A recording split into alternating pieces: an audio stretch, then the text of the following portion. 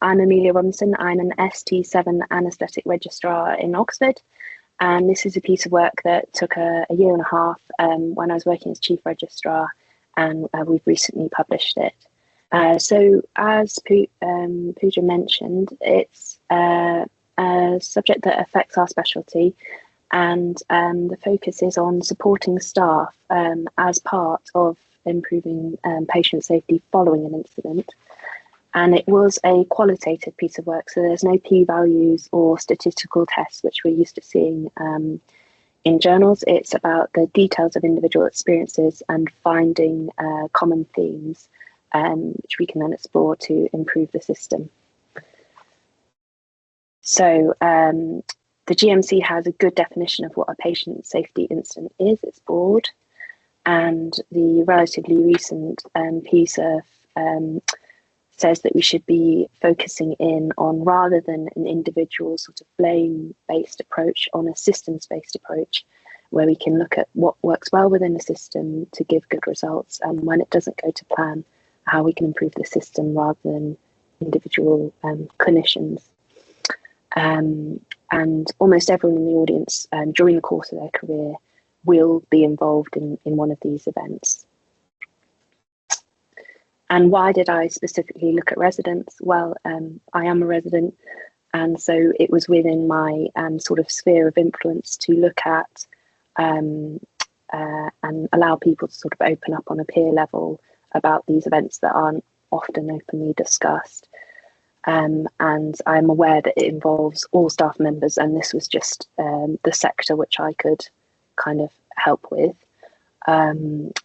So we know that has an impact on staff well-being with the second victim effect, and actually residents may be particularly susceptible to damage to their clinical confidence when they're starting out as anaesthetists. Anaesthetic residents have also had a bit of a rocky time recently with the curriculum change, COVID redeployment, recruitment shortfalls, and the system in handling patient safety events in our school of anaesthesia wasn't working well at the time. When I started looking into the topic, there was a lack of literature on UK anaesthetic residents and patient safety incidents, although there is some good work done on adapting the military approach to support following a safety incident, and that's the trauma risk management, the TRIM, which I'll come back to. And the aims of our study were three. So to understand the impact of involvement in a patient safety incident on Thames Valley anaesthetic residents, to explore the protective and exacerbating factors in the second victim effect. So one incident can have a large impact on one trainee, and another trainee involved in exactly the same thing may not be particularly affected by it at all. So what is it that, when we pick it apart, causes this, and can we target support of those trainees that are going to need it by picking out these factors? And then to describe and evaluate the range of support offered in the aftermath of incidents. So how we went about it, the first thing was a questionnaire asking trainees if they'd been involved in an incident, the impact on their professional and personal life, and the support that was offered both immediately and later on, and how effective that was. At the end of the survey, there was an opportunity to give your email address to participate in an individual interview to explore the detail of your experience. And then transcripts from the interviews underwent qualitative analysis to identify the unifying themes. So we undertook 10 interviews with a median duration of 32 minutes. So a lot of data to unpick. At the end of those 10, we had thematic saturation to take forward for the piece of work. And the results. So the questionnaire revealed that there is an impact on the professional and personal lives of trainees. We had 34 responses, and 17 residents had an experience of an incident leading to either life-altering injury or death of a patient. And common impacts following this was difficulty sleeping, as well as impacts of work, of loss of enjoyment, loss of confidence, intrusive thoughts about the event, and heightened awareness of potential danger. And this, as an effect, made 7 trainees consider taking time out or changing their career completely. And the support that they sought out, consultant colleagues were a major source of support. Almost the majority had a proximal debrief, and most found it helpful, so it was managed well. The minority also received trim, but it was very variable, so 8 received no immediate support whatsoever, so our system wasn't really catching everyone. And the use of outside services perhaps wasn't known about, because almost no one sought out the professional support and wellbeing hub or help from the BMA or practitioner health, for example. And then moving on to the results of the interviews, we picked out 6 themes, and these really come alive when you have quotes from the individual trainees, so I've included those alongside a description of each theme. So the first one was team dynamics, and this is really important in thinking about why an incident was impactful, and also why a trainee may be offered good quality support afterwards or not. So the sub-themes here were adequacy of staffing the team, seen here in the quote in red, familiarity of the trainee within the team, so it may have been the trainee's first ever shift in a hospital or their last ever shift, so they may know everyone's names and they may know that they're an anaesthetic trainee, or it may be all completely new. And this impacts the support afterwards, as you'd expect. Conflict impeding team communication. If there was conflict between the team members, it meant it was much less likely they were going to get a debrief afterwards. And the impact of hierarchy and team efficacy sometimes was helpful and sometimes was damaging, and you can see that in purple here. And the next theme was the context of the event.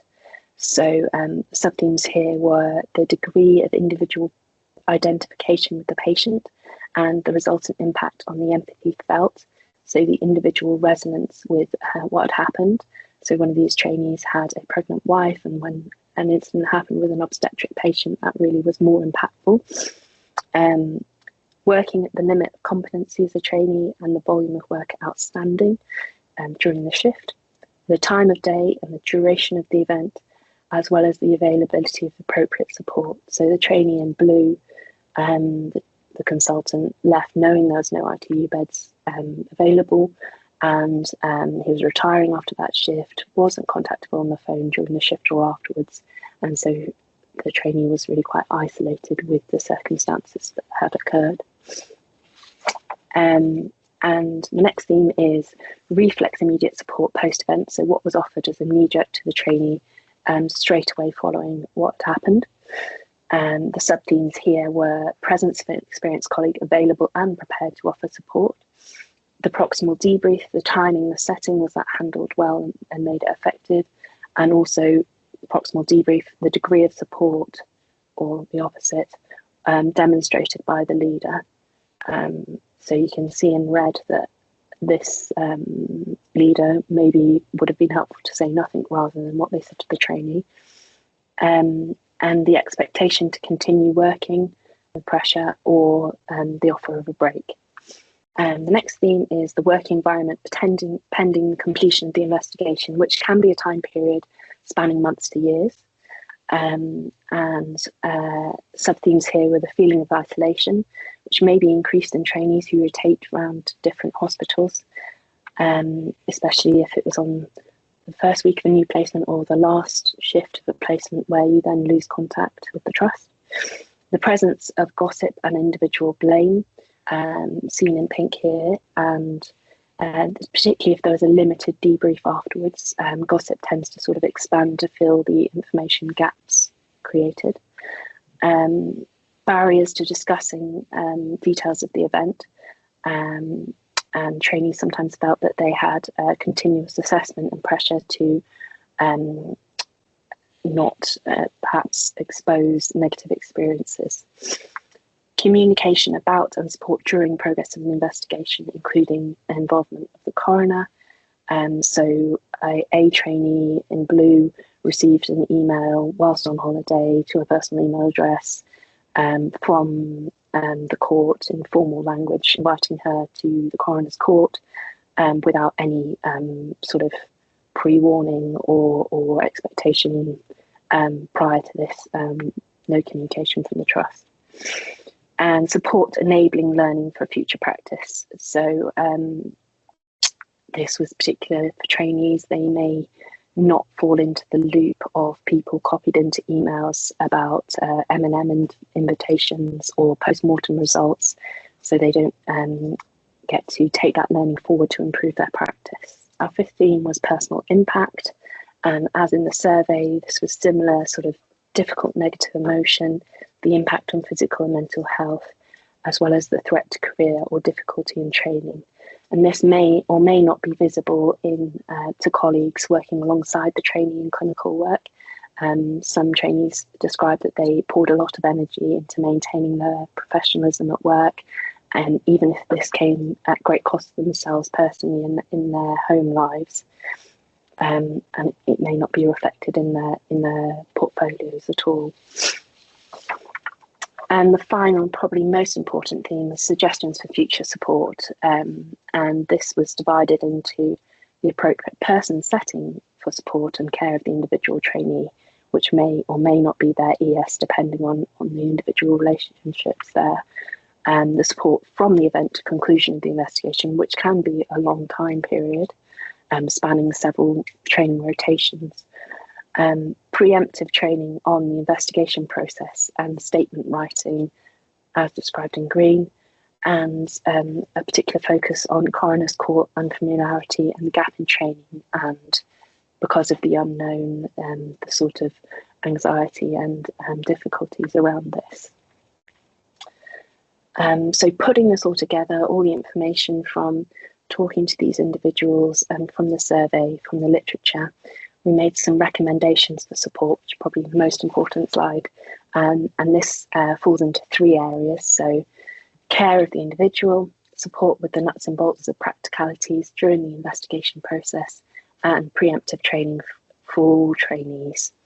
So just to run through that briefly, care of the individual, that involved a proximal debrief, which was really valued amongst the trainees that received it, particularly if it was handled sensitively, and an offer of a break, a bit of cover for the trainee to allow them to gather their thoughts.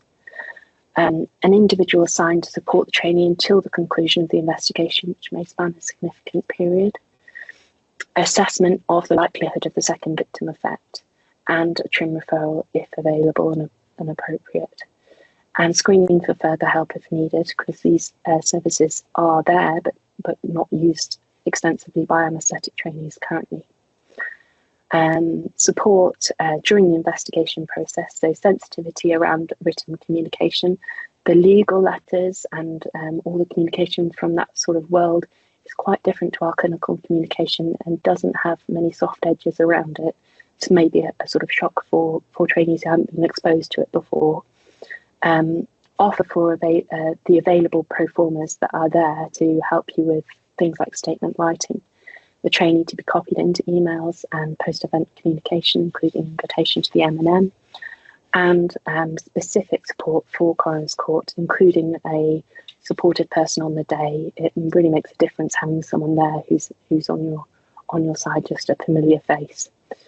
And the preemptive training, which currently for us isn't really in place. So something awful has happened, checklist of recommended immediate actions to ease the cognitive burden at the time of an event and make sure that appropriate steps have taken place, such as self-referral to Medical Defence Union, noting down contemporary notes about your reflections on the event. Communication within departments, which needs a bit more of an open, supportive culture around these incidents, with role modelling from consultants on discussion on events that have happened to them in meetings, really helps sort of open up discussion around these topics. and generic teaching for anaesthetic residents on the process of what to expect for a patient safety investigation. So thank you very much, and a couple of thanks there to my colleagues and my references. So if there are any questions, I'd be happy to answer them.